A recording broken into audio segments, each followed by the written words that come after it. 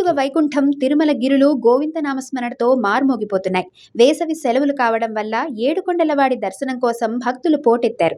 ప్రస్తుతం తిరుమలలో రద్దీ ఎంతవరకు ఉందంటే ఉచిత సర్వదర్శనం కోసం వైకుంఠం క్యూ కాంప్లెక్స్లోని అన్ని కంపార్ట్మెంట్లు నిండిపోయి ఏకంగా బయట శిలాతోరణం వరకు కిలోమీటర్ల మేర భక్తులు క్యూ లైన్లలో వేచి ఉన్నారు. ఈ రోజు ఉదయం 8 గంటల తర్వాత లైన్లలోకి వెళ్లే సామాన్య భక్తులకు స్వామివారి సర్వదర్శనం కలగడానికి ఏకంగా 24 గంటల సుదీర్ఘ సమయం పడుతుంది. అయితే టైమ్ స్లాట్ సర్వదర్శనం టోకెన్లు ఉన్నవారికి 4 నుంచి 6 గంటలు, 300 రూపాయల శీఘ్ర దర్శనం టికెట్ ఉన్నవారికి 3 నుంచి 4 గంటల్లోనే దర్శనమవుతోంది.